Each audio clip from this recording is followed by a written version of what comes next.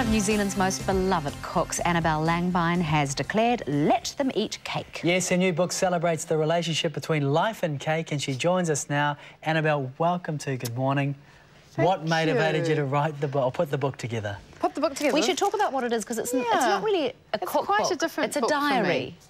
Isn't it really? It's a diary, it's a calendar, really, of cakes and for special dates, so that you can write. We had one when we were children, you know, and you could go in there and you'd find out when so-and-so's birthday was or when they got married. So it's one of those things that you can have and carry it through the family. It's a really lovely present to give people when they get married or when they're born or when they're having a birthday.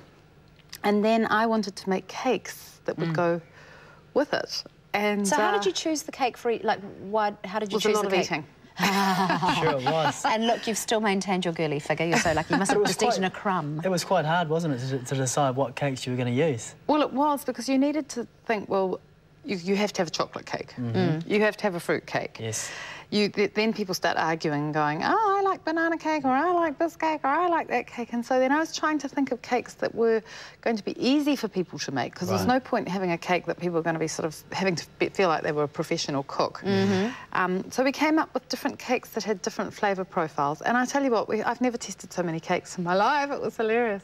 But the real inspiration for the book was that the really beautiful illustrations in here are by very talented artist Annie Hayward. And quite a long time ago, probably 6 years ago, I was walking through Eastbourne and I saw these beautiful cards in the window, and they just absolutely struck me with how pretty they were and what a talented person she was. Those are gorgeous illustrations. And I just tucked it away in the back of my mind. And then... Did you note down her name? And then when I thought about this project as being something that I thought, well, I would like a book like this. We had a Winnie the Pooh book when I was little, you know, and that was the birthday book. That you wrote people's birthdays in. But it didn't have cakes in it. And so when I thought about this, I approached her and to see if she'd be interested, and she was. And actually, surprisingly, it's taken a long time to make this book, because we wrote about the star signs, we wrote about the stones, we wrote about because each month is a stone. Mine's diamond. Is it? Oh, just by chance. Are you April? Yes. Well, mine be June. My daughter is too. Oh, diamond. What's June? June is... July's Ruby. So June is... here we go. June gets cupcakes. Oh. And June is pearls. Pearls. Pearls of wisdom? Maybe. But actually, it was really fun looking at all the history behind these stones, you know, and they go back, like the Chinese... I'll read you this. Chinese told of pearls falling from the sky when dragons fought.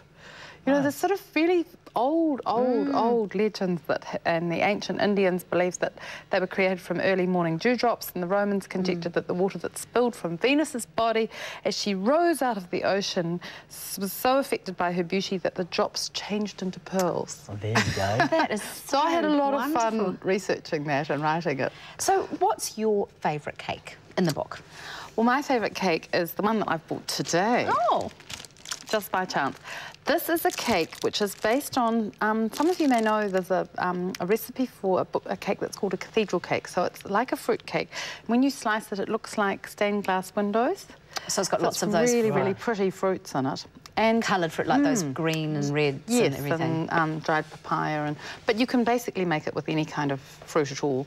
And I fiddled round with this recipe because there isn't a lot of batter in it. And, you know, the other day I was thinking, I think I could go into business with this cake. Because you boil some dates and you add that to the butter and sugar and flour mixture, and what that does is it makes the cake incredibly moist. And I've just been up in Germany launching a book up there, and I took 15 of these cakes up because I was also meeting my other publishers from all around Europe. Gone. Well, I'll tell you what, it was the most fantastic present to take people a cake that you've made yourself. And they smell so...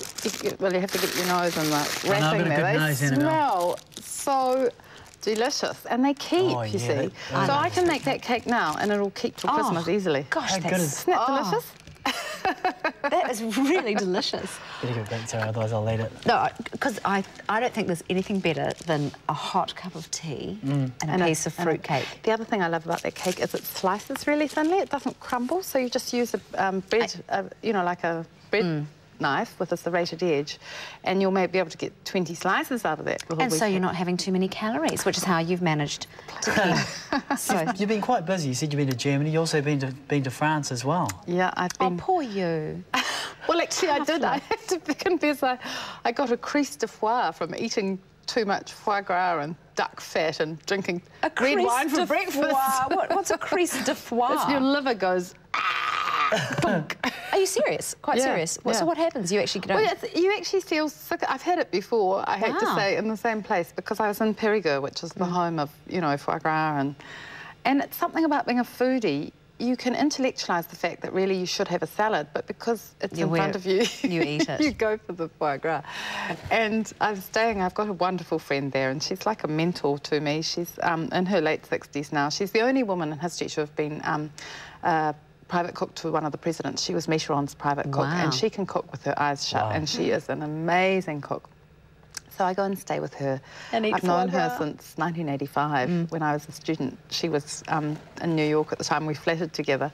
And she taught me how to cook. You know, we were both really poor. She'd gone through a messy divorce, and I didn't have any money as a student. And we'd go to the market and buy a leek, and she could make something incredible out of that leek. Oh, amazing. And she's just a really inspiring... And she lives in this house that's been in her family for about 700 years that they know about. And it's an old farmhouse, and last year they found in the attic these documents that show that they used to supply the truffles to King Louis XIV. Wow. Annabel, you should share that story, because Sarah and you're going to be in the kitchen. Yeah. We're just going to hold it there. You can expand on that in a little minute. But let me tell everyone at home, thank you. I look forward to hearing the end of that story. We have 3 copies of Celebrate to give away today. Just tell us who illustrated it. Enter online or send your answer to Good Morning Annabel Langbein. Giveaway PO Box 31643, Lower Hutt 5040. As I said, we'll be back with Annabel over in the kitchen making trifle and a berry parfait straight after this.